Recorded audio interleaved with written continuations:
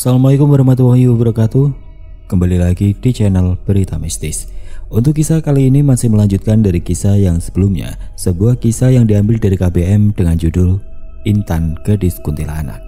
Dan sebelum kita lanjut ke ceritanya, tekan dulu tombol like video ini dan jangan lupa tekan juga tombol subscribe channel ini.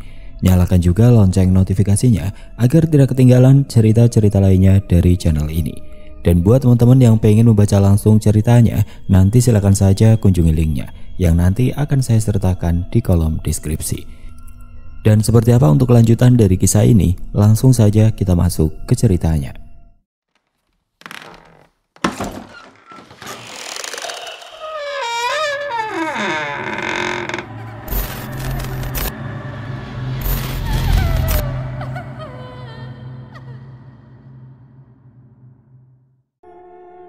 Keesokan harinya Intan pergi ke tempat di mana ia pernah ditolong oleh seseorang. Tempat di mana jasadnya dilempar oleh Heru dan Barja. Sampai di sebuah gubuk, ia berdiri menatap pintu yang masih tertutup. "Masuk, Lando, Mbah sudah menunggumu," tutur seseorang menyuruh Intan untuk masuk ke dalam gubuk tersebut. Intan akhirnya melangkah gegas masuk ke dalam gubuk tersebut. Terlihat Mbak Wiro tengah duduk di depan kepulan asap. Bau dupa dan kemenyan berbaur memenuhi ruangan tersebut. Intan duduk berhadapan dengan Mbak Wiro. "Ada apa, Nduk?" tanya Mbak Wiro pada Intan. Intan hanya menunduk dan terdiam. Akan tetapi Mbak Wiro mengerti akan gelagat yang ditimbulkan Intan. Intan nampak memilin-milin ujung bajunya. "Mbah, aku akan dilamar oleh pemuda dari desa sebelah," tutur Intan seraya baru berani berbicara. "Ya, aku tahu. Akan tetapi kenapa kamu tampak gelisah begitu, cucuku?" "Mbah, kan tahu kalau aku ini seorang..." "Ya, aku tahu. Maka dari itu aku menunggumu untuk datang ke sini, Nduk," timpal Mbak Wiro sebelum Intan selesai berbicara. "Kenapa Mbah sangat menginginkan aku untuk datang kemari?" Begini. Waktu beberapa hari yang lalu, aku sempat memergoki laki-laki yang telah membunuhmu. Dia rupanya bersekongkol dengan dukun musuh bebuyutanku." "Siapa itu, Mbah?" "Ki Suro. Suro Kusumo," timbal Mbak Wiro. "Apa hubungan Mbah dengan dukun tersebut?" "Dia telah melenyapkan adik perempuanku satu-satunya." Intan terdiam. Dia sedang mencerna apa yang Mbak Wiro katakan. "Apa yang akan Mbah lakukan sekarang?" "Aku akan membantumu mengungkap kejahatan lelaki yang sudah merusak dan menghancurkan masa depanmu, sekaligus membalaskan dendam kesumatku pada dukun cabul itu." "Tapi Mbah, aku khawatir dengan bapak dan ibuku. Aku tahu mereka tidak bisa menerima kenyataan pahit kalau anak perempuannya telah tewas. Dan yang sedang bersamanya kini bukanlah anak gadisnya, melainkan setan yang menjelma sebagai anak gadisnya." Lirik Intan dan tidak kuat untuk menahan air matanya. Intan menangis terseduh saat mengutarakan rasa takut yang ada di benaknya. Mungkin raganya saja yang sudah tidak utuh, akan tetapi hatinya masih mempunyai perasaan. Mbah Suro kemudian beranjak dari tempat duduknya dan berjalan memutar menghampiri Intan. Dielusnya pucuk kepala Intan yang terasa dingin. "Sudah, Nduk, jangan menangis. Ini sudah takdir. Lambat laun, keluargamu akan tetap mengetahui semuanya. Sudah seharusnya orang tuamu mengetahui yang sebenarnya," ujar Mbak Wiro mencoba menenangkan Intan dan membuat Intan sadar kalau dia sudah berbeda alam dengan keluarganya dan tidak seharusnya Intan berada di sini. Intan semakin terpuruk. Meskipun ia tidak mau seperti ini, dia tidak ingin menyalahkan takdir yang sudah terjadi pada dirinya. "Apakah aku harus mengungkap kalau aku bukanlah laki manusia dan membiarkan keluargaku tahu hal pahit yang akan aku alami sehingga aku bisa menjadi seorang kunti seperti ini?" Batin Intan meratapi nasibnya. Intan hanya bisa mengikuti apa yang Mbak Wiro sarankan. Dari Mbak Wiro juga, Intan harus berterima kasih karena jika tanpa Mbak Wiro, sampai saat ini Intan tidak bisa bersama keluarganya. Danu, Sarman dan Adi tengah berkumpul bermain domino di sebuah pos ronda. Melihat wajah Danu yang terlihat tidak bergairah, Sarman mengejek Danu. "Weh, kenapa lah terlihat lesu? Kau pasti sedang pusing memikirkan biaya lamaran dan acara resepsi ya?" ejek Sarman pada Danu. "Hilang masa bujangmu nanti. Sudah tidak bisa kau kumpul kayak gini. Weslah, nikmatin dulu detik terakhir kau bisa nongkrong-nongkrong kayak kita, timpal Adi. Danu hanya menghela nafas kasar, tidak menghiraukan ucapan para sahabatnya sambil melempar satu persatu kartu yang sedang dimainkan. Serius Lanu, kau ini kenapa? Tanya Sarman. Itu loh, si Heru. Masa dia bilang calonku itu Mbak Kunti? Bukannya merespon, Sarman dan Adi malah tertawa terbahak mendengar ucapan dari Danu. Aku serius loh, bisanya dia bilang begitu. Loh, terus kau percaya? Tanya Adi dan Danu menggelengkan kepalanya. Ya wis lah, palingan si Heru hanya iri sama kau karena dirimu punya calon yang ayu, ucap Sarman. Tapi aku jadi penasaran loh, sampai aku ikuti saran dia. Saran bagaimana?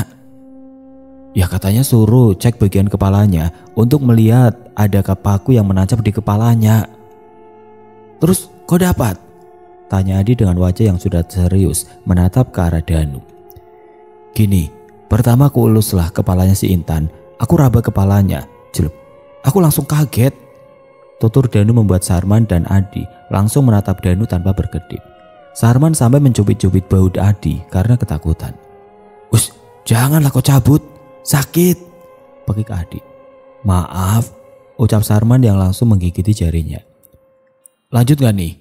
Tanya Danu. Sarman dan Adi mengangguk serius dan menatap Danu tanpa berpaling.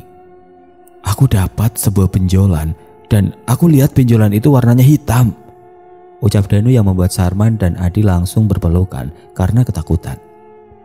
Ya Allah Gusti, berarti si Intan itu Kun. Shh, jangan berisik.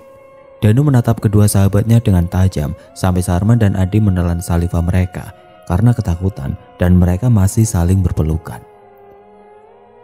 Aku cabutlah sesuatu yang berwarna hitam itu. Kemudian Intan berteriak karena aku cabut dengan beberapa helai rambutnya. Tiba-tiba mataku menyipit untuk melihat apa yang aku cabut barusan di kepalanya Intan. Ternyata mata Adi dan Sarman membelalak sempurna karena penasaran. Kalau mata mereka buatan Cina mungkin sudah copot dari kelopaknya. Aku simpan benda itu di telapak tanganku dan segera saja aku pites. Dasar kutu sialan, ucap Danu yang langsung segera berlari meninggalkan Adi dan Sarman karena raut wajah mereka yang ketakutan seketika langsung berubah merah memuncak karena marah. Dasar wedus ya kanu, wong edan, orang sudah serius kau malah bercanda. Sarman melempar sebelah sendalnya ke arah Danu yang berlari meninggalkan mereka. Kok yo aku percayai sama kata-katanya. Bisanya Neng Intan dibilang gadis kuntilanak. Adi langsung mengelap pelunya yang sudah terlanjur basah karena ketakutan. Awas nanti, tahu rasa dia main-main sama kita. Bagaimana jika ternyata Neng Intan beneran Kunti? Mampus pula kau kawin sama setan, Nu. Dengus Sarman yang masih kesal dengan kelakuan tengilnya Danu. Tiba-tiba samar-samar terdengar suara orang tertawa dari kebun pisang samping pos ronda. Saya yakin itu si Danu lagi cekikikan di belakang pohon pisang itu ngerjain kita lagi. Loh, si Danu kan larinya ke sono, ke arah masjid, bukan ke belakang pos yang ada pohonnya. Sarman langsung terdiam dan mendelik perlahan ke arah belakang pohon. Ucap Sarman terbatas saat ia melihat sosok kuntilanak tengah berdiri di pohon pisang. Apaan? Tanya Adi. Sarman langsung memutar kepala Adi agar Adi bisa menyaksikan sendiri kuntilanak yang berdiri sambil tertawa cekikikan di dekat pohon pisang. Kunti! Adi malah pingsan di tempat, kemudian Sarman malah ngompol di celana, kemudian berlari meninggalkan Adi. Di sisi lain Heru dan Barja tengah berbincang. Heru meluapkan segala kekesalannya pada Danu terhadap Barja karena Heru merasa kecewa sebab Danu lebih percaya Intan ketimbang dirinya. Sialan, bisa-bisanya si Danu tidak percaya sama omonganku, Jak, dengus Heru. Omongan Akang kurang meyakinkan mungkin. Tahu sendiri kan kalau Danu itu kuat pendiriannya. Aku sudah berusaha mempengaruhi pikiran dia dengan omonganku, tetapi tetap saja dia meragukanku. Padahal apa yang aku katakan soal Intan itu memang benar kalau dia bukan lagi manusia. Untuk sekarang biarkan saja Kang, nanti kita pikirkan bagaimana caranya menggagalkan pernikahan Danu dengan setan sialan itu. Bagaimana kalau kita pengaruhi orang tua si Danu saja Kang? Kang Heru kan dekat dengan orang tua si Danu. Akang bilang saja kalau calon menantunya itu bukan manusia biasa, melainkan jelmaan kuntilanak. Timbal Barja memberi usul pada Deru. Wah, itu tidak mungkin, Jak. Mereka orang beriman. Tidak akan mungkin percaya dengan cerita yang aku buat. Pasti ujungnya dibilang cerita tahayul. Orang beriman dari Hong Kong, masa orang beriman nipu duit? Ish, pelan ngomongnya. Kedengar orang nanti kau dibikin berkedel, ujar Heru menegur ucapan adiknya. Heru kehabisan akal, tetapi ia juga tidak mau terburu-buru dalam mengambil tindakan. Sebab yang ia hadapi ini bukan lawan yang ringan, apalagi ia sadar pasti ada seseorang yang membantu Intan. Heru dan Barja akan berniat menggagalkan acara pernikahan Danu dengan Intan. Caranya yaitu menghubungi Mbah Suro. Heru ingin membuat Intan berubah menjadi wujud aslinya saat di hari pernikahan tiba.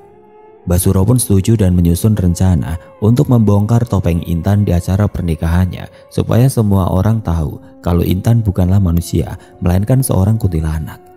Ritual segera dilakukan oleh Mbah Suro dan akan dijalankan saat upacara adat pernikahan Danu dan Intan berlangsung. Hari ini di mana akan dilangsungkannya acara pernikahan Intan dan Danu. Intan menggunakan singer Jawa dan kebaya hitam pekat yang nampak terlihat indah saat dikenakan oleh Intan. Ibu Rumi dan Lastri nampak terkesima melihat Intan yang akhirnya dirias sebagai seorang pengantin. Masya Allah, Dok, ayunya anakku pakai baju pengantin seperti ini, puji Ibu Rumi pada Intan yang tengah duduk di depan meja riasnya. Semoga aku bisa cepat nyusul ya, Mbak, tutur Lastri. Intan hanya bisa tersenyum. Sebenarnya hari ini adalah hari bahagia untuknya, tapi Intan merasa gelisah karena ia takut jika suatu hari nanti keluarganya termasuk suaminya sendiri akan mengetahui siapa dia sebenarnya. Senyum Landu, supaya tidak kaku dan nampak semakin ayu, ujar Bu Rumi. Intan sedikit mengukir senyum di wajahnya. Lastri langsung menggandeng tangan Intan untuk segera pergi keluar sebab keluarga dari mempelai laki-laki akan segera hadir. Intan membuat Danu tidak pernah memalingkan pandangannya ke arah lain saat ia melihat calon istrinya keluar dari kamar digandeng oleh sang adik.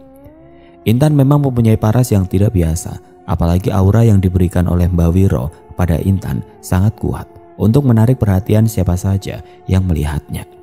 Intan duduk di sebelah Danu. Di hadapan mereka sudah ada Pak Pengulu yang akan siap menjabat tangan Danu untuk mengucapkan sebuah ikatan suci, ijab kabul. Bersama kedua orang tua mereka dan kerabat dekat serta para tamu lain yang menjadi saksi, acara akad nikah Intan akhirnya berjalan dengan lancar. Kini Intan telah sah menjadi seorang istri Danu. Dipasangkan cincin emas di jari manis Intan, kemudian dikecupnya punggung tangan Danu, kemudian Danu mengecup kening Intan yang berasa sangat dingin. Sangat dingin, mungkin Intan sangat grogi, batin Danu berkata dalam hati yang menepis ucapan Heru kalau Intan bukanlah manusia. Heru dan Barja ikut menyaksikan acara pernikahan Intan. Begitu Intan melihat ke arah mereka berdua yang sedang duduk di kursi tamu undangan, tatapan Intan tajam menuju ke arah mereka dengan perasaan benci dan dendam. Tapi Intan juga diselimuti rasa takut karena ia yakin Heru dan Barja pasti tidak akan tinggal diam untuk membongkar semuanya. Kamu kenapa? Tanya Danu yang duduk di kursi pelaminan bersama dengan Intan. Tidak, jawab Intan dengan nada yang sangat kecil. Kamu gak usah merasa sungkan, kita kan bukan lagi orang lain. Kalau kamu gugup, pegang tanganku, tutur Danu yang meraih tangan Intan yang nampak dingin sekali. Danu seketika merasa merinding saat menggenggam tangan Intan, tapi ia terus berusaha berpikir positif kalau Intan hanya merasa gugup karena ini adalah kali pertama Intan begitu sangat dekat dengannya. Di malam hari pesta pernikahan Intan semakin meriah. Keluarga Danu juga menyewa acara hiburan wayang golek. Wayang golek itu dibuat acara ruatan yang sengaja Mbah Suro buat untuk mengundang makhluk halus, yaitu Intan. Mata Intan membola saat tahu yang menjalankan pewayangan di acara pernikahannya adalah Mbah Suro, musuh dari Mbah Wiro. Intan ketakutan dan berusaha untuk melarikan diri. Tapi mantra sudah terlanjur dibacakan oleh Mbah Suro sampai Intan merasa tubuhnya sangat panas. Matanya mendelik ke kanan dan ke kiri. Tubuhnya seraya kejang membuat semua tamu undangan termasuk keluarga Intan dan Danu sangat panik. Ibu, kenapa ini? Tanya Danu panik ketakutan karena Intan sudah terkapar di pelaminan sambil menahan rasa sakit dan mengacak-ngacak rambutnya. Panas, panas, teriak Intan kepanasan. Heru dan Barja menatap sinis bahagia ke arah Intan yang seakan sedang tersiksa. Keluarga Intan dan Danu dibuat panik dan Basuro menghampiri Intan dengan alasan untuk menyembuhkan Intan.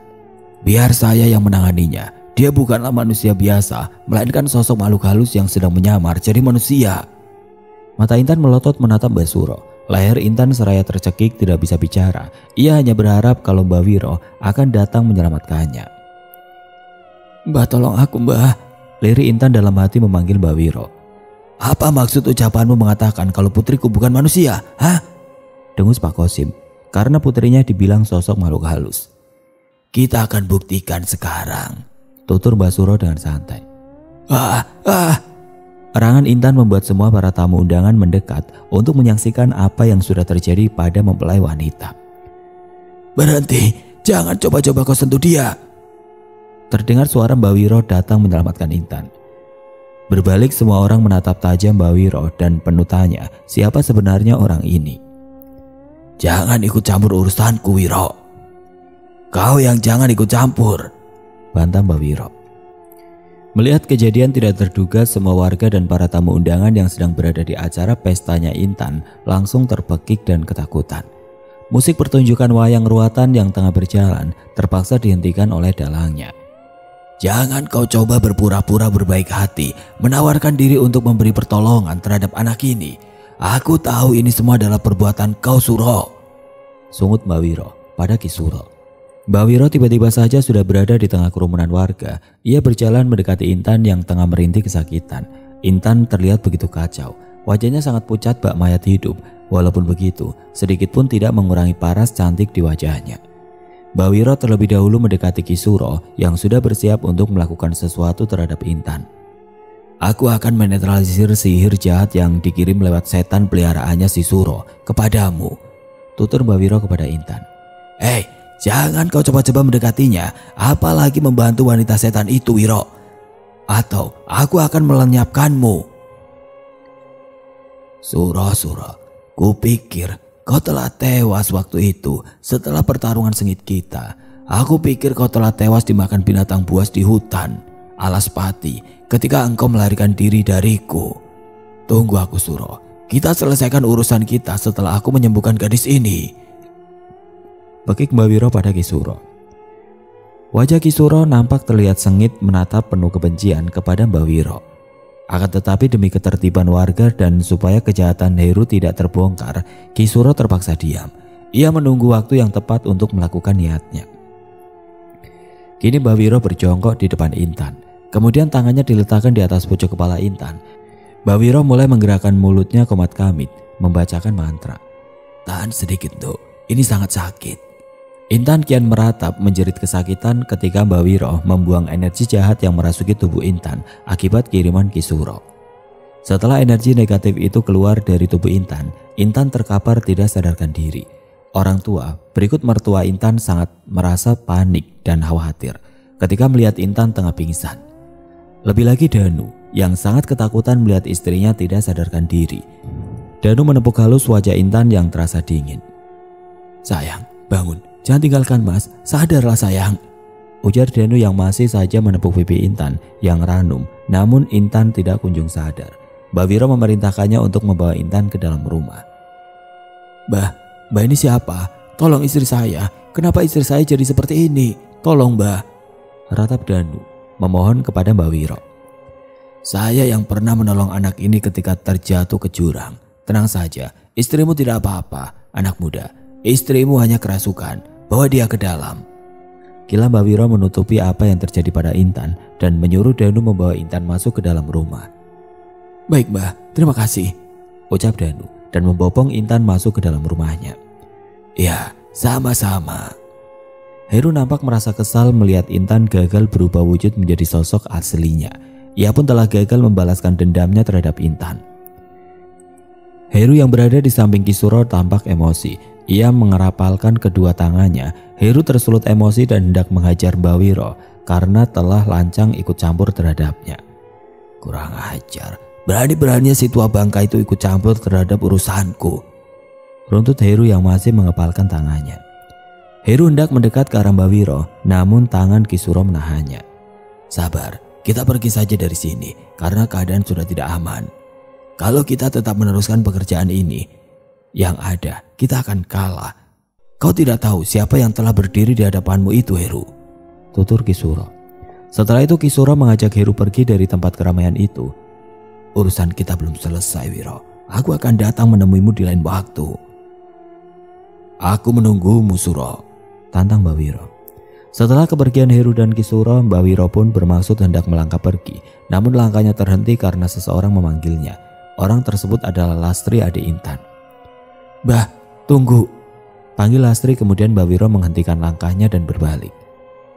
Maaf Mbah, tunggu sebentar, saya mau bicara dan bertanya sesuatu. Silakan, mau bertanya tentang apa? Mbah, kenalkan dengan Mbak Ayu saya. Tentu saja aku mengenal Yayu Mundo. Aku orang yang telah menyelamatkannya ketika ia terjatuh ke jurang waktu itu. Dia pernah tinggal beberapa saat di kubuku. Apa? Mata Lastri membola kaget. Mbak saya pernah jatuh ke jurang? Timbal Lastri terkejut mendengar pengakuan Mbak Wiro. Iya, jika kau penasaran dan ingin tahu lebih lengkap kebenarannya, aku tunggu besok malam di dekat jurang Lembah Cokro. Aku akan memberikan jawaban atas pertanyaanmu. Setelah mengatakan hal tersebut, Mbak Wiro pergi meninggalkan tempat kediaman Intan dan pada saat itu juga keluarlah Pak Kosim menanyai keberadaan Mbak Wiro. Dok, mana orang tua tadi? Tanya Pak Kosim kepada Lastri anaknya. Sudah pulang Pak. Loh kok nggak disuruh masuk? Beliau sedang terburu-buru Pak. Kalau begitu Lastri masuk dulu nggih Pak. Mau melihat keadaan Mbak Intan. Pamit Lastri kepada bapaknya. Pak Kosim mengiyakan lalu mengangguk. Enggih Dok. Setelah itu Pak Kosim pun menghampiri para warga dan tamu undangan yang masih berkumpul di halaman rumah Pak Kosim. Pak Kosim meminta maaf atas insiden yang baru saja terjadi. Beliau menjelaskan dengan panjang lebar kepada orang-orang yang masih dilanda kebingungan. Setelah itu para tamu undangan dan warga pamit pulang. Singkat cerita di kediaman Heru. Sialan, kenapa nasibku begitu buruk sekali? Kira-kira siapa yang membangkitkan jasad si Intan? Padahal jelas-jelas aku sudah melemparnya jauh ke dasar jurang. Heru sedang merutuki nasib sialnya. Malam itu sebenarnya Heru tidak sengaja ingin mencelakai Intan, apalagi sampai membunuhnya. Itu murni kecelakaan. Hanya saja memang kesalahan Heru yang berniat untuk menggugurkan janin dalam kandungan Intan. Heru hanya tidak ingin jika kehamilan Intan diketahui warga, apalagi kalau sampai diketahui istrinya. Kalau Heru berselingkuh dengan anak gadis Pak Kosim, sampai Intan mengandung anaknya Heru. Tiba-tiba pintu kamar terbuka. Istri Heru yang terbangun langsung menghampiri suaminya yang tengah gelisah di ruang TV sambil duduk termenung. Kok belum tidur Kang? Tanya Sinta menghampiri Heru. Belum ngantuk Neng, kamu sendiri kenapa kebangun? Aku kecarian, kirain Akang belum pulang dari acara pernikahan anak Pak Kosim.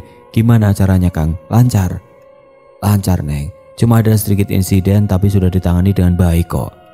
Syukurlah, kasihan kalau sampai gagal. Intan gadis yang baik, wajib mendapat suami yang baik juga. Heru manggut-manggut mengiyakan perkataan istrinya. Intan masih terlelap dalam tidurnya, sedangkan Danu masih terjaga menjaga Intan sampai ia tidak tidur karena takut istrinya kenapa-napa. Danu melirik ke arah jarum jam yang berputar. Sudah pukul 1 malam. Kemudian Danu menyelimuti istrinya lalu kemudian ikut berbaring di samping Intan. Danu merasa lelah sekujur tubuhnya. Di sisi lain Lastri yang kala itu sedang kepikiran ucapan Mbak Wiro. Ia tidak bisa tidur dengan nyenyak. Pikirannya selalu dipenuhi dengan tanya tentang misteri apa yang disembunyikan oleh Mbak Wiro. Lastri tidak sabar untuk menanti esok tiba.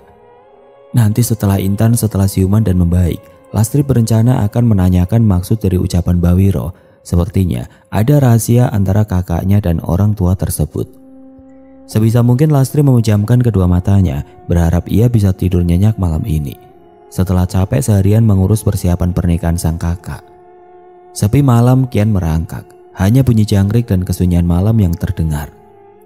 Suara kentongan dibunyikan para penjaga keamanan lingkungan, yaitu Pak Mamat, Pak Abdul, dan Pak Budi. Mereka malam ini kebagian bertugas ronda keliling mengitari komplek perkampungan Deli Sandang. Sebetulnya mereka keberatan untuk jaga ronda malam ini, berhubung ini malam Jumat Kliwon. Tapi sudah kewajiban mereka untuk menuruti perintah kebijakan warga. Mereka nampak asik berbincang di pos ronda sambil menyeruput kopi dan rokok. Tidak lupa mereka membakar 2 buah ubi singkong. Hari semakin malam. Akhirnya mereka memutuskan beranjak dari pos ronda untuk berjalan berkeliling. Akhirnya mereka bertiga menyambar senter masing-masing di tengah perjalanan keliling desa. Mereka asik membicarakan keadaan lingkungan yang makin kesini semakin tidak tentram. Karena seringnya beredar omongan warga yang mengatakan bahwa sebagian dari mereka sering mendapatkan teror kuntilanak. Terlebih lagi dengan Heru, juragan tanah kampung Deli Sandang yang paling sering mendapat teror. Pak Mamat, malam ini udah mulai sepi nih. Padahal malam ini baru saja ada pesta pernikahan tadi malam. Kalau tidak ada gangguan sudah pasti malam ini kita bisa menonton pertunjukan wayang golek yang diadakan Pak Kosim. Sayangnya acara belum selesai, putrinya malah kesurupan. Tutur Pak Mamat sambil geleng-geleng kepala. Iya, padahal pertunjukan yang langka, sayang sekali. Tapi memang benar sih, kalau acara wayang ruatan itu terkesan mistis. Banyak mengundang jurik jarian kalau kata orang tua zaman dulu. Sebelum acara selesai pun penonton tidak boleh pulang duluan, suka diikutin makhluk halus. Pantas saja Neng Intan kesurupan. Tiba-tiba setelah mereka berkeliling sampailah di dekat rumah Pak Kosim yang berjarak 10 meter terdengar bunyi burung gagak saling bersautan. Krak, krak. Terdengar suara burung gagak yang bertengger di pohon randu dekat rumah Pak Kosim yang menambah suasana malam itu kian mencekam. Kabut malam menyelimuti desa Deli Sandang yang menambah aura mistis. Mereka merapatkan badan satu sama lainnya, tidak berani berjalan melewati rumah Pak Kosim. Kenapa kalian memepetku begini? Ayo jalan, celutuk Pak Abdul. Takut Pak Abdul, Pak Mamat dan Pak Abdul jalan duluan ya di depan, aku di belakang saja, seru Pak Budi dibarengi anggukan kepala oleh Pak Mamat. Oh ya wes ayo. Baru setengah jalan Pak Budi menghentikan langkah kakinya. Ia menarik sarung Pak Mamat yang melingkari bahu dan lehernya. Aduh, kenapa Pak Budi menarik sarungku? Hampir saja aku tercekik. Pak Budi, mau bunuh saya ya? Maaf Pak, aku kebelet kencing, anterin saya ya Pak. Rengek Pak Budi sambil menyengir dan menggaruk kepala yang tidak gatal. Gitu saja penakut. Ya wes, ayo kita antar. No, kencing di kebun pisang saja, cepetan. Dengan gerakan cepat Pak Budi berlari ke arah kebun pisang dan berdiri di barisan pohon pisang. Dengan cekatan Pak Budi menurunkan resleting celananya dan mengeluarkan ular keketnya, lalu menuntaskan buang air kecilnya di dekat pohon pisang. Tidak lama kemudian di saat Pak Budi tengah fokus buang air kecil, terdengar ada suara sesuatu yang menginjak ranting dan dedaunan kering di belakangnya. Kers, kers. Pak Budi menyangka kalau suara itu adalah suara langkah kawannya. Jadi Pak Budi masih fokus ke depan dan kemudian ia memanggilnya. Pak Mamat. Hening tidak ada jawaban. Pak Abdul. Pak Abdul pun tidak menyaut. Tiba-tiba terdengar ada suara sesuatu yang melompat-lompat ke arahnya. Terasa ada sesuatu yang meniup tengkuk Pak Budi. Terasa dingin sampai berulang kali Pak Budi mencoba mengusap tengkuknya yang meremang. Dirasa ada yang tidak beres dengan segera Pak Budi menyudahi buang air kecilnya. Akhirnya beres. Saat Pak Budi berbalik begitu terkejut melihat sosok menyeramkan seperti pocong tengah berdiri persis di belakangnya. Astagfirullah, Mat, lu kalau nakutin jangan kayak gitulah, dengus Pak Budi sambil mengeplak kepala pocong itu. Suara pocong itu terdengar. Gak usah nakutin Mat, saya tahu kamu pasti Pak Mamat kan? Pocong itu menggelengkan kepalanya dengan mulut yang terbuka. Mulut yang nampak mengeluarkan banyak darah sehingga tercium bau busuk sampai Pak Budi menutup hidungnya. Saya tahu nih, kalau bau jigong begini si Abdul nih, ejek Pak Budi sambil menutup hidungnya. Ayolah Dul, ntar Pak Mamat nunggu kita. Kau ngapain sih pakai kostum begitu? Saya mah tidak takut, tutur Pak Budi yang menyangka kalau sosok pocong itu adalah Pak Abdul. Suara pocong itu mengerang dan tidak mengikuti kemana Pak Budi berjalan. Pak Budi melirik ke belakang melihat pocong itu masih berdiam diri di sebelah pohon pisang. Ayolah, gak lucu nih, sentak Pak Budi pada pocong tersebut, kemudian melangkah kembali menghampiri pocong tersebut. Pak Budi mencari tangan pocong agar bisa ia gandeng, tapi tidak kunjung ia dapat. Susah amat sih kau bungkus tanganmu. Niat banget mau jadi pocong, gerutu Pak Budi sambil mencari tangan si pocong sambil menundukkan kepalanya. Woi Budi, cepetan apa? Teriak Pak Mamat pada Pak Budi. Tahu, udah kesemputan di kaki saya jongkok nungguin dirimu, timbal Pak Abdul. Pak Budi tersentak kaget saat mendengar suara Pak Mamat dan Pak Abdul, lalu seraya berdiri melihat pocong yang di hadapannya sedang menatap lekat ke arahnya dengan mulut yang terbuka. Pak Budi beringsut mundur sejenak, melangkahkan kaki satu persatu berjalan mundur dengan jantung yang berdebar. Tahan, jangan teriak, jangan teriak. Batin Pak Budi meringis ketakutan, tapi ia mencoba untuk tetap tenang. Pak Mamat menepuk pundak Pak Budi dari belakang yang membuat Pak Budi melemah jatuh pingsan. Brak. Lah, kok malah pingsan? Tanya Pak Mamat melihat Pak Budi sudah terkapar di bawah kakinya.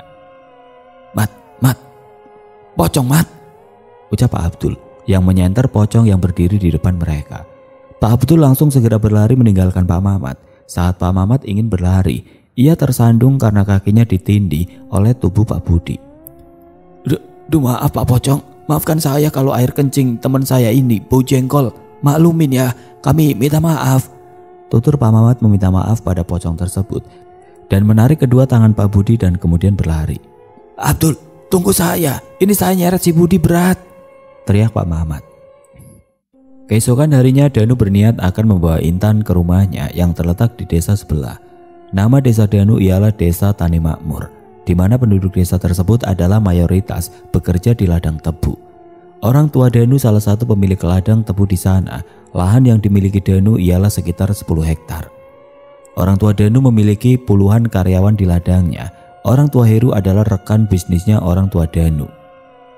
Makanya Heru dan Danu sangat akrab sekali. Danu adalah anak tunggal dari keluarga Sudirjo yang mewarisi kekayaan orang tuanya. Danu, cepat menikah. Usiamu tidak muda lagi dan kami ingin segera menimbang cucu. Perkataan orang tuanya itu yang selalu terngiang di telinga Danu. Sampai akhirnya Danu bertemu dengan Intan, anak gadis Pak Kosim dan Ibu Rumi, di acara pernikahan budinya waktu itu.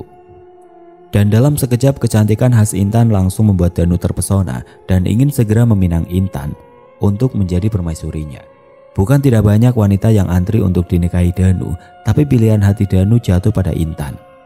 Tanpa ragu Danu langsung melamar Intan ke rumahnya dan disambut hangat oleh orang tuanya yang langsung menerima pinangan dari Danu. Sampai di acara pernikahan pun dilangsungkan dengan acara hikmat menambah haru biru kebahagiaan keluarga Pak Kosim. Di desa sebelah, Danu juga mengajak Intan untuk berkunjung ke rumah Pak D-nya. Pak D Danu adalah seorang ustadz yang sangat agamis dan fanatik. Dalam tatapan mata Pak Ustadz Rifai, melihat Intan merasa ada aura yang nampak berbeda. Entah hanya perasaannya saja, tapi Pak D Danu merasa ada yang berbeda dari Intan. Intan juga memasang raut wajah tidak nyaman kala ia menyadari bahwa Ustadz Rifai tengah memperhatikannya dengan mencurigainya. Ia takut kalau dirinya akan diketahui oleh keluarga Danu kalau dia bukanlah manusia, melainkan jelmaan kuntilanak. Kamu kenapa? Kok pucat? Tanya Danu menatap Intan yang terus saja memalingkan muka. Aku sedikit gak enak badan mas, jawab Intan dengan suara yang sangat pelan. Kalian nanti jangan dulu pulang ya. Sebentar sore saya akan mengadakan acara pengajian. Kalian ikut serta meramaikannya ya, pinta Pak D Danu. Baik Pak D. Intan hanya menatap tajam Danu dengan membolakkan matanya, dengan maksud kalau Intan memberi isyarat kalau dia tidak ingin ikut di acara pengajian yang diadakan Ustadz Rifai. Maaf mas, saya tidak bisa mengaji, jawab Intan berbisik pada Danu. Tidak apa, kita hanya menyaksikan saja, jawab Danu tersenyum sambil menggenggam tangan Intan dengan kuat. Tangan yang selalu terasa dingin. Intan mendelik, melirik perlahan melihat ke arah Ustadz Rifai yang tengah memperhatikannya. Siang itu ketika Lastri tengah berjalan melewati perkebunan milik warga, Lastri selalu lewat jalan pintas supaya lebih dekat ke rumahnya. Lastri sangat menyukai alam. Ia juga sering pergi mendaki gunung bersama kawan-kawan sekolahnya. Ketika di saat Lastri tengah fokus berjalan, Lastri dikejutkan dengan kedatangan Heru secara tiba-tiba dan mengejutkan Lastri. Mas Heru? Halo Lastri. Mas Heru sedang apa di sini? Aku sengaja menunggumu di sini. Ada yang mau aku bicarakan. Tentang apa? Tentang kakakmu Lastri. Mbak Intan. Kenapa dengan Mbak Intan, Mas? Sebelumnya aku mau tanya sama kamu, Intan sekarang tinggal di rumah bersama dengan kalian kan? Iya mas, setelah menikah Mbak Intan baru tinggal bersama dengan Mas Danu. Begitu. Tidakkah kamu merasa ada perbedaan pada diri Intan setelah ia menghilang begitu lama? Tanya Heru yang membuat Lastri berpikir sejenak. Ada sih, lebih banyak diamnya, tapi mungkin dia masih trauma soal kejadian itu. Aku kasih tahu sama kamu ya Lastri, kalau Intan itu sebenarnya... Jangan mempengaruhi Lastri untuk mempercayai kata-katamu Heru. Pekik Mbak Wiro yang tiba-tiba muncul. Bisakah tidak ikut campur urusanku? Karena perbuatan yang keji, makanya saya harus ikut campur atas kalian. Heru mengepalkan tangannya dan beringsut pergi meninggalkan Lastri dan Mbak Wiro. Lastri nampak kebingungan. Sebenarnya apa yang ingin dikatakan oleh Heru? Lastri melirik ke arah Mbak Wiro yang memperhatikan Heru sudah perlahan pergi. Mbak, sebenarnya ada apa dengan mbak saya? Ikutlah denganku kalau kamu penasaran, jawab Mbak Wiro, dan Lastri mengangguk dan turut mengikuti kemana Mbak Wiro pergi sampai Lastri tiba di rumah gubuk milik Mbak Wiro. Mbak Wiro coba merekam kejadian yang dialami oleh Intan dan memberitahu semua pada Lastri melewati sebuah bayangan agar Lastri bisa melihatnya.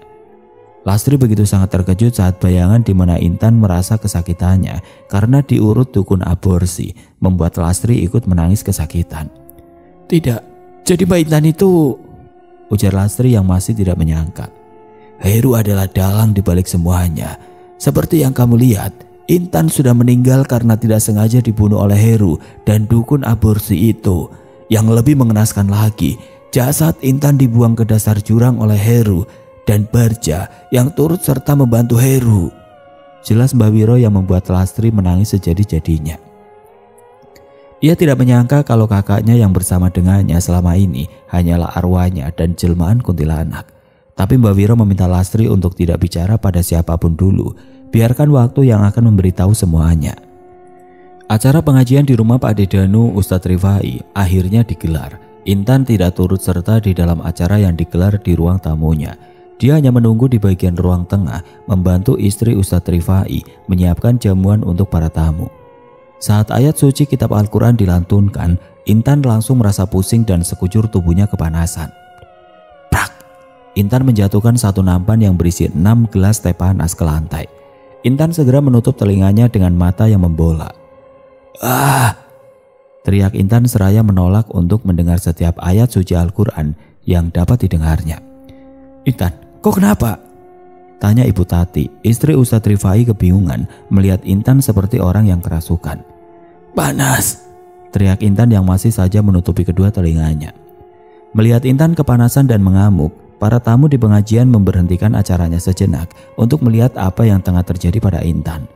Setelah semua berhenti mengaji, Intan pun merasa tenang. Apa yang terjadi? Tanya Ustadz Rifai yang datang bersama dengan Danu. Panas, tolong hentikan. Ia meronta menutup kedua telinganya. Intan mendelik tajam ke arah Ustadz Rifai. Tanpa jawaban, Intan langsung beringsut pergi keluar rumah Pak Ustadz dan berlari meninggalkan Danu sambil menangis, dan kemudian Danu mengejarnya. Aku tidak akan membiarkan siapapun mengetahui jati diriku yang sebenarnya sebelum kebusukan Heru terbongkar. Batin Intan sambil menyeka air matanya dikala ia tengah berlari pergi dari keramaian di rumah Ustadz Rifai. Danu terus mengejar Intan yang terus berlari meninggalkannya di rumah Pak Adi Rifai. Intan sayang, kamu kenapa? Apa yang terjadi? Tanya Danu setelah berhasil mengejar Intan. Aku tidak enak sama Budi Tati, Mas. Aku kurang enak badan, jadi sebaiknya aku pergi saja. Ya sudah, kita tidak perlu di sana sampai selesai. Kita pulang saja ya. Meskipun banyak kejanggalan yang membuat Danu ingin bertanya soal sikap Intan yang nampak berbeda saat di rumah Pak D-nya, Danu lebih memilih untuk mengurungkan semua pertanyaannya. Meskipun Danu terus merasa heran dengan sikap Intan dan mengingat apa yang dikatakan oleh Heru, kalau Intan bukanlah manusia biasa. Danu coba menepisnya dan berusaha berprasangka baik terhadap istri tercintanya. Heru yang baru saja pulang kerja disambut baik oleh Sinta istrinya. Dijamu oleh kopi susu yang masih mengepul dan singkong rebus yang masih hangat. Nampaknya kamu sumringah sekali sayang. Ada apa? Tanya Heru bertanya pada Sinta. Kang, Sebenarnya aku ingin memberitahu sesuatu, tapi akhir-akhir ini Mas nampak sibuk dan banyak pikiran, jadi aku baru mau mengatakannya sekarang. Emangnya kamu mau ngasih tahu apa, Neng? Aku sedang hamil, Kang, ujar Sinta yang membuat Heru langsung mendelik ke arahnya. Dengan perasaan tidak percaya, Heru terus menatap wajah Sinta dengan serius. Dipegangnya kedua bahu Sinta dan digoyangkannya. Serius? Sejak kapan? Ini sudah mau jalan 5 bulan usia kandunganku, Kang. Aku ingin memberi kejutan waktu itu, tapi kita tidak pernah ada kesempatan untuk berbincang lama. Heru termenung. Kalau usia kandungan Sinta 5 bulan, berarti kalau Intan masih hidup, mungkin ia sudah melahirkan anaknya. Tidak jauh dengan Sinta. Baiklah, aku segera menyingkirkan Intan. Kalau semua ini akan ketahuan, aku akan kehilangan Sinta dan buah hatiku. Kang, kenapa sih? Akang gak suka kalau aku hamil. Bukannya ini penantian kita? Tanya Sinta yang membuyarkan lamunan Heru. Justru aku bersyukur sekali, sayang. Nanti acara 7 bulanan anak kita akan kita rayakan besar-besaran. Aku akan potong sapi untuk merayakannya. Kamu sehat-sehat, jaga calon bayi kita ya, sayang. Ujar Heru yang mengelus perut Sinta yang sudah hampir membesar. Kala meninggalkan Intan membuat Heru jarang bersenggama dengan Sinta dan sibuk dengan urusan di luar rumah sampai tidak memperhatikan perbedaan tubuh Sinta yang kian membesar. Lastri yang masih saja tidak menyangka dengan kenyataan yang diketahui olehnya melalui Mbak Wiro terus saja menangis mengurung diri di dalam kamarnya. Ia merasa kasihan dengan apa yang sudah terjadi oleh sang kakak, tapi juga lebih merasa kasihan kepada ibu dan bapaknya bila mana mereka mengetahui anak sulungnya sudah menjadi sosok kuntilanak. Lastri juga memikirkan nasib Intan, bagaimana jika Danu mengetahui sang istri bukanlah lagi manusia pada umumnya. Mas Heru benar-benar biadab. Ini semua karena dia. Kenapa dia tega membunuh Mbak Intan begitu saja sementara Mbak Intan sedang mengandung anaknya? Heru memberitahu pada Barja kalau Sinta tengah mengandung anaknya dan meminta Barja untuk menemani dirinya bertemu dengan Kisuro. Ia takut kalau janinnya dalam bahaya bila Intan mengetahui Sinta sedang berbadan 2. Saya takut Intan menyimpan dendam pada saya dan berniat buruk pada calon anak kami, Jak. Jadi saya minta kau temani saya ke rumah Kisuro untuk meminta perlindungan kepadanya. Barja mengikuti mau Heru dan mengantar Heru ke rumah Kisuro untuk meminta penjagaan kepada Kisuro agar Intan tidak bisa mencelakai calon anak Heru. Aku sudah memberi perlindungan untuk Sinta istrimu. Nanti air dalam kendi ini kamu mandikan pada Sinta di acara 7 bulanannya nanti. Bila Intan ingin berperilaku jahat, di sana juga Intan akan mendapat kesialan. Tutur Kisuro sambil memberikan air yang sudah dibacakan mantra olehnya untuk dimandikan kepada Sinta. Saya ingin Intan diketahui oleh warga di sana kalau Intan adalah seorang kuntilanak, Ki. Sabar. Kalau kau gegabah, kau juga yang akan kena nanti, sebab ia meninggal karena ulah dirimu juga. Jadi biarkan saja dia seperti ini dulu, jawab Kisuro, dan Heru hanya mengikuti saran dari Kisuro. 2 bulan berlalu, acara 7 bulanan Sinta digelar sangat meriah sampai Heru memotong 1 ekor sapi dan puluhan ekor ayam. Kamu nanti mau datang gak ke acara 7 bulanan kandungan istrinya temanku, Heru? Tanya Danu pada Intan saat Intan tengah merapikan tempat tidur. Intan terdiam saat mendengar ucapan Danu kalau istri Heru sedang mengandung dan usia kandungannya sudah 7 bulan. Kalau aku dan calon bayiku hidup, mungkin dia sudah terlahir ke dunia. Dasar bajingan Heru. Aku tidak akan membiarkan dia bahagia atas kelahiran anaknya. Kamu kenapa? Tanya Danu. Kala mendapati wajah Intan yang nampak sedang marah. Tidak, Mas. Mas, bolehkah selama 3 hari saja aku menginap di rumah ibu? Tiba-tiba aku kangen sama ibu dan Lastri. Mas nanti datang ke 7 bulanan Mas Heru sendiri saja ya. Gak apa-apa kan? Danu mengiyakan keinginan sang istri sebab setelah menikah Intan belum pernah lagi pulang ke rumahnya. Baiklah, aku tidak bisa ikut ke sana karena akhir-akhir ini pekerjaanku sedang padat. Aku akan mengantar saja ya, tutur Danu dan Intan tersenyum. Intan pamit kepada sang suami karena ia ingin pergi ke rumah Mbak Wiro untuk menuntut balas dendam pada Heru karena ia tidak rela kalau anaknya lahir dengan selamat. Setelah Danu mengantarkan Intan pergi ke rumah Ibu Rumi, Danu bergegas pergi karena berjanji untuk datang ke acara 7 bulanan calon anak Heru. Ibu Rumi dan Pak Kosim juga berencana datang ke acara Heru dan meninggalkan Intan berdua dengan Lastri. Ini kesempatan Intan untuk pergi ke rumah Mbak Wiro. "Mbak," panggil Lastri saat Intan baru saja ingin pergi keluar rumah untuk menemui Mbak Wiro. "Iya Lastri." Lastri berusaha memberanikan diri berbicara dengan sang kakak. Ia berusaha menahan tangisnya karena Lastri masih merasa tidak sanggup menerima kenyataan kalau kakaknya bukan lagi sosok manusia. "Mbak mau kemana?"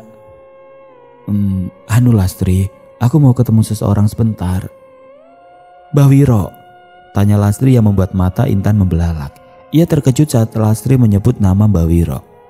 "Mbak, maaf, aku sudah tahu semuanya. Aku tidak menyangka kalau Mbak ini adalah..."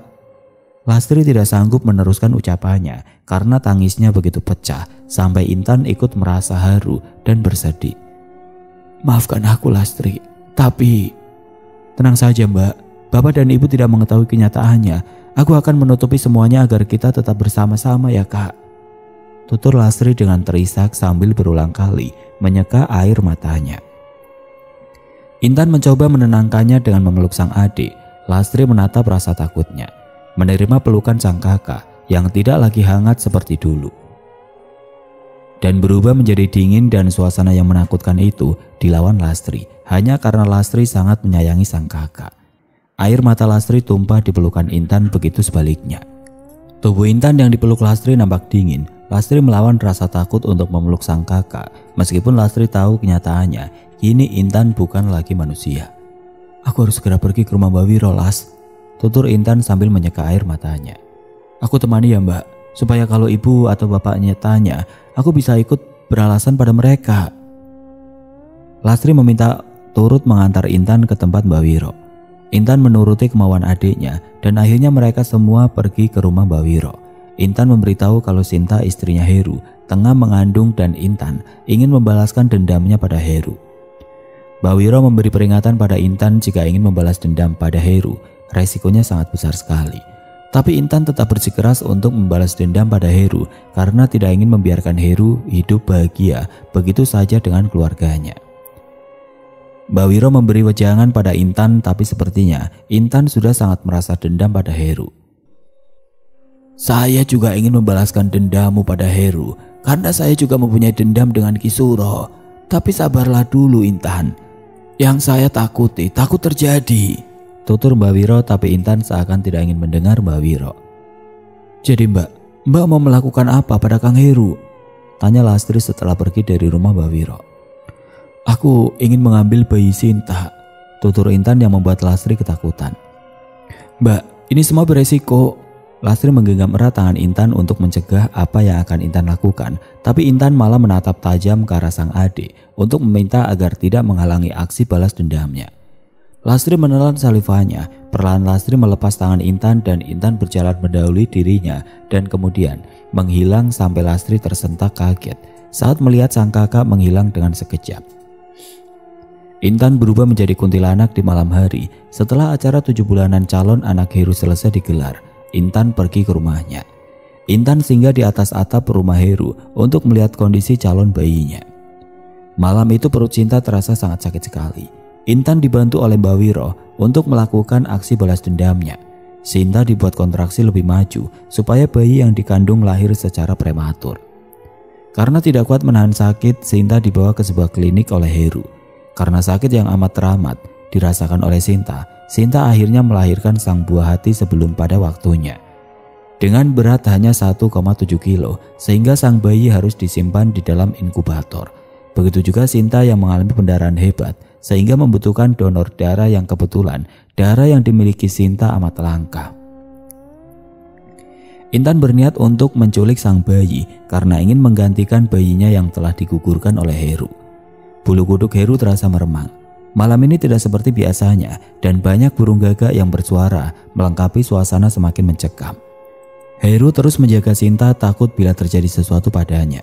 Sementara sang bayi diamankan di ruang khusus bayi di dalam inkubator.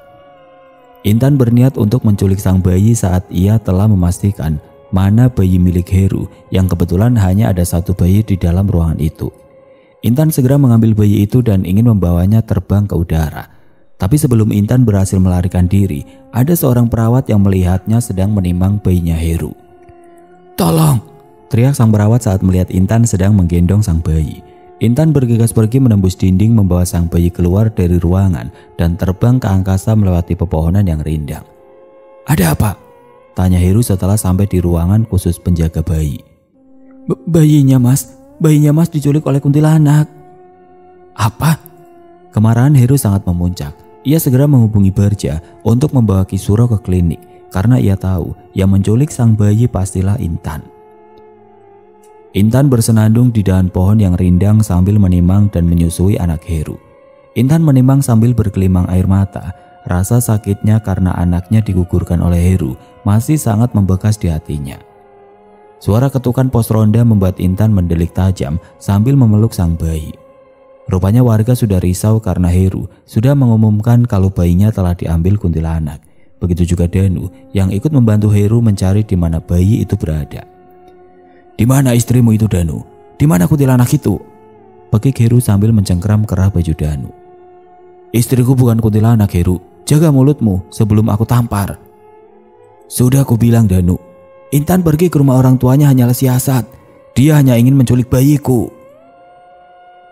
"Intan sedang berada di rumah orang tuanya, Heru." Danu membalas cengkraman tangan Heru. Kalau begitu, mari kita buktikan." Danu hanya bisa berjalan sambil termenung dengan perasaan tidak menentu. Kisuro terus membaca mantranya agar mengetahui keberadaan Intan. Begitu juga Mbak Wiro yang sedang mencari Intan kemana ia pergi karena ingin menyelamatkan Intan. Di tengah perjalanan Kisuro bersama dengan warga bertemu dengan Mbak Wiro. Kisuro memaksa Mbak Wiro untuk memberitahukan di mana Intan berada.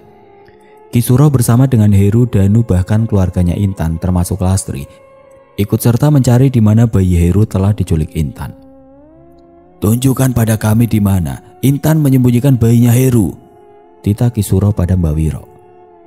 "Kita semua sudah tahu kalau Intan itu adalah kuntilanak, bukanlah manusia lagi.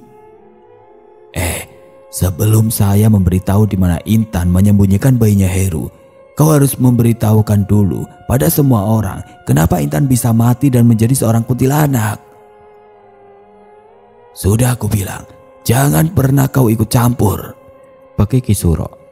"Perbuatan keji Herulah yang membuat saya harus ikut campur menyelamatkan Intan kala itu, Suro." Semua penduduk bertanya-tanya apa yang telah terjadi antara Intan dan Heru. Ibu Rumi hanya bisa menangis dirangkul oleh Pak Kosim karena Intan pernah mengaku kalau ia sedang mengandung anak hasil dari hubungan gelapnya bersama dengan Heru. Lastri masih terdiam sebab sudah berjanji pada Mbak Wiro untuk tidak mengungkap semua sebelum Mbak Wiro dan Intan akan mengungkap semua kebenarannya. "Kalau begitu, langkai dulu diriku, baru kita bisa mengambil bayi itu," tantang Kisuro pada Mbak Wiro. Mbak Wiro menerima tantangan itu karena ia sudah menyiapkan dari jauh hari untuk membuat Kisuro kalah dan mati. Mereka saling mengadu kekuatan antara ilmu Kisuro dan ilmu Mbak Wiro. Meskipun seringkali Mbak Wiro terjatuh dan hampir kalah karena usianya sudah tua renta, Mbak Wiro tidak akan menyerah sampai akhirnya dengan ilmu yang dimiliki Mbak Wiro, ia mampu membuat sekujur tubuh Kisuro terasa kaku dan merasa kalau lehernya sedang dicekik. Lepaskan. Kau pantas dapatkan ini, Suro. Karena kekejian kau, akhirnya adikku satu-satunya meregang nyawa," pekik Mbak Wiro dan langsung menguatkan kekuatannya sampai akhirnya mata Kisuro membelalak, membola kesakitan dan kehilangan nyawanya. Kisuro!" teriak Heru dan Barja bersamaan. Melihat kekalahan Kisuro, Heru tidak ingin mengungkapkan semua yang telah terjadi. Ditariknya tangan Lastri dan Heru langsung mengeluarkan sebilah pisau di dekat leher Lastri untuk menikamnya. "Berikan anakku, atau saya akan bunuh Lastri agar ia menyusul kakaknya ke neraka." Ibu, tolong aku," rengek Lastri ketakutan. Tiba-tiba saja dari arah belakang kerumunan warga, Sinta istrinya Heru muncul dengan dipapa oleh mertuanya Heru. Di situ Heru nampak kaget dan ketakutan kenapa bisa ada istrinya di situ. "Jadi kau selama ini telah melakukan pembunuhan, Kang, dan korbannya adalah Intan anak Pak Kosim," tugas Sinta dengan nada gemetar dibarengi isak tangis. "Neng, kenapa kau bisa berada di sini? Aku bisa jelasin ini semua. Mereka semua pembohong." "Cukup, aku sudah tahu semuanya. Tidak perlu kau mencari pembelaan dan pembenaran di sini. Dasar laki-laki tidak bermoral kau, Kang Heru. Aku benci." Bahkan hukuman mati saja tidak cukup untukmu. Lastri nampak ketakutan. Bahkan ia meringis sebab pisau yang ditempelkan ke leher Lastri mengenai kulitnya sampai mengeluarkan sedikit darah karena terluka. Melihat itu Pak Kosim dan Bu Rumi memohon kepada Heru untuk melepaskan putrinya. Tolong, jangan sakiti anakku. Cukup Intan yang telah kau habisi. Jangan lagi kau sakiti anakku. Ibu, tolong Lastri. Melihat Lastri terancam dalam bahaya, Intan akhirnya mau menunjukkan dirinya sambil menggendong anak Heru. Kembalikan anakku, dasar wanita setan. Heru berlari menghampiri Intan, namun kekuatan Bawiro membuat Heru terdiam terpaku di tempat dan tidak bisa lagi bergerak. Lepaskan saya kakek tua keparat. Danu dan semua orang yang ada di tempat begitu terkejut melihat sosok Intan yang cantik gemulai nan anggun berubah menjadi sosok yang menyeramkan sambil menggendong bayi yang baru saja dilahirkan oleh Sinta. Intan, seru Danu dengan setengah tidak percaya dengan sosok yang ada di depannya. Ibu, ayah, dan Mas Danu, maafkan aku telah menutupi semuanya pada kalian. Maaf kalau aku kini bukanlah sosok manusia yang seperti dahulu kalian lihat. Aku sudah menjadi gadis kuntilanak karena ulah Heru. Dia yang telah membunuhku. Dialah yang menggugurkan kandunganku bersama dengan dukun beranak sehingga aku mengalami pendarahan dan akhirnya meninggal di tempat. Kemudian aku dibuang di dasar jurang oleh Heru dan Barja. Ucap Intan terisak mengungkapkan semua kejadian yang ada. Ibu Romi hampir pingsan melihat wujud anak gadisnya yang tidak lain adalah sosok kuntilanak. Bu Rumi mengusap dadanya karena turut merasakan sakit yang dialami oleh putrinya. Mas Danu, maafkan aku telah menipumu. Inilah aku, Intan yang kamu cintai. Aku adalah sosok kuntilanak, Mas. Aku adalah sosok hantu yang menyeramkan yang tidak patut kamu cintai, Mas. Tapi jujur, aku sangat mencintaimu, Mas Danu. Tutur Intan yang membuat Danu dan yang lainnya menitikkan air matanya. Danu sangat mencintai Intan. Meskipun kenyataannya Intan bukanlah manusia, rasa cinta Danu tidak akan pernah bisa terhapus. Danu tetap mencintai Intan sampai kapanpun. Hanya saja keluarga Danu merasa sangat kecewa karena Danu mencintai perempuan jelmaan gadis kuntilanak. Keluarga Danu merasa telah ditipu oleh Intan. Kembali dan pergilah ke asalmu. Sadarlah, kau bukan manusia dan tidak layak bersanding dengan putraku. Tutur ibunya Danu yang membuat Intan terisak. Aku akan pergi. Aku akan merasa tenang setelah Heru dan Barja telah mendapatkan hukuman yang setimpal. Aku ingin mereka mati karena telah membunuhku dan calon anakku. Tidak, ini semua salahmu Intan. Kenapa kau mau dengan pria beristri? Dan saya yakin itu bukanlah anak Heru. Makanya saya membantu Heru untuk menggugurkan kandungan itu. Bekik Barja tidak menerima kalau ia harus menerima hukuman akibat membantu Heru. Tidak usah ikut campur dan terima saja hukumanmu. Bekik Intan dengan mata yang memerah tajam menatap Barja dan Heru. Intan kembali ke wujud aslinya menjadi sosok yang menyeramkan. Mata merah menyala, kuku yang runcing dan tajam. Rambut yang menjuntai menyapu tanah. Intan, maafkan aku. Jangan bunuh kami. Lihatlah anakku, masih bayi dan dia butuh sosok ayah Intan. Setelah kau renggut nyawa anak dan diriku, kamu minta belas kasihan. Sungguh manusia terkutuk. Intan melayangkan bayi itu ke gendongan Ibu Rumi dan kemudian tangan Intan memanjang dan mencekik leher Heru dan Barja dengan satu tangan Intan. Dilayangkannya Heru dan Barja setinggi-tingginya. Intan, tolong maafkan aku Intan. Intan, tolong jangan siksa Mas Barja. Aku minta maaf atas perlakuan keji suamiku Intan. Rengek istri Barja tergopoh-gopoh menghampiri Intan. Dengan satu hembusan nafas istrinya Barja terpental jauh sampai mengalami luka. Tidak usah meminta belas kasihan padaku. Aku bukanlah manusia yang lembut seperti kalian kenal dahulu. Aku adalah setan dan manusia laknat seperti mereka berdualah yang menjadikanku setan.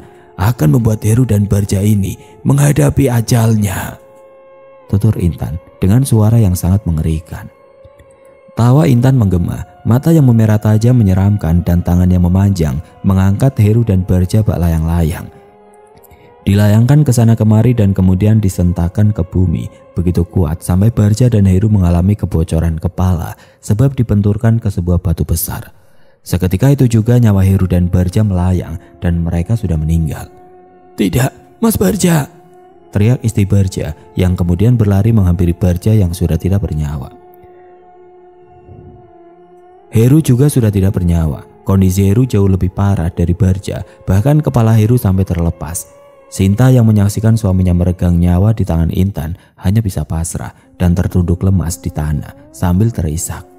Heru memang pantas menerima karma dari semua perbuatannya. Sinta tidak menyangka kalau suami yang begitu ia percayai bisa mengkhianatinya sampai sejauh ini. Intan tersenyum lega karena ia berhasil membalaskan dendamnya pada Heru dan Barja. Intan melirik ke arah kedua orang tuanya dan Lastri. Ia juga tidak lupa menatap pujaan hatinya, Danu. "Aku pamit ya. Terima kasih untuk kalian. Mbak Wiro, tolong tunjukkan di mana letak jasadku yang telah dikubur oleh Mbak Wiro." Intan juga melihat ke arah Mbak Wiro dan tersenyum. "Terima kasih, Mbak. Kalau bukan karena Mbak, mungkin aku tidak akan bisa membalas dendamku kepada manusia keji seperti mereka." Perlahan bayangan Intan kian menghilang. Lastri tidak bisa menahan air mata yang terbendung. Kini ia benar-benar harus kehilangan kakak tercintanya. "Intan, jangan pergi, Nak." Tangis Ibu Rumi pecah mencoba mengejar Intan, tapi Pak Kosim mencegahnya. Dipeluknya Ibu Rumi ke pelukan Pak Kosim. Bayi yang tidak berdosa yang saat ini berada dalam gendongan Bu Rumi diberikannya kepada Sinta. Danu juga merasa kehilangan karena kepergian Intan. Danu merasa tidak rela jika Intan harus pergi meninggalkannya untuk selamanya. Selepas dari sini, Danu akan diruqyah untuk menghilangkan aura mistis yang sudah melekat dalam tubuh Danu karena Danu pernah bersenggama dengan Intan. Keesokan harinya Mbak Wiro mengajak orang tua Intan beserta Danu ke tempat di mana Mbak Wiro menguburkan jasad Intan. Orang tua Intan lalu memindahkannya ke pemakaman umum yang berada di desanya. Ibu Rumi dan Lastri masih terisak atas ketidakrelaan mereka kehilangan Intan. Mereka terus memeluk batu nisan Intan yang terasa sangat dingin. Mereka juga menaburkan bunga di atas kuburan Intan, mendoakan Intan agar tenang di alam sana, dan mereka coba mengikhlaskan Intan. Danu juga yang diam-diam pergi menghampiri pemakaman Intan. Setelah semua pergi, ia hanya berbincang dengan Mbak Wiro di depan pemakaman Intan. "Saya sangat mencintai Intan. Heru sudah beberapa kali memberitahuku kalau Intan bukan manusia dan saya sesekali membuktikannya, tapi saya tetap menepisnya. Saya tetap menganggap Intan adalah seorang manusia yang cantik jelita. Saya tahu istriku adalah kuntilanak, tapi saya sangat mencintainya." Tutur Danu yang menahan bulir air mata jatuh membasahi pipinya. Danu menaburkan dan menyimpan sekuntum mawar merah di kuburan Intan, memeluk dan mengecup nisan Intan. "Intan, yang tenang di alam sana. Saya bersaksi kamu adalah orang yang baik. Saya mencintaimu, Intan. Datanglah kalau kamu ingin menemuiku. Aku tidak akan lari dan aku akan selalu menunggu kedatanganmu." Tutur lembut Danu sambil memeluk batu nisan Intan.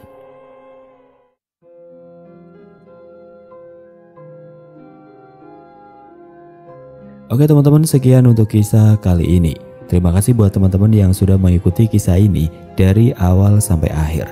Dan semoga apa yang sudah saya bagikan dalam kisah ini dapat menjadikan pelajaran untuk kita semua. Dan buat teman-teman yang baru bergabung, jangan lupa untuk like, komen, share, serta subscribe channel ini. Dan nantikan kisah-kisah horor berikutnya tetap di channel Berita Mistis. Wassalamualaikum warahmatullahi wabarakatuh.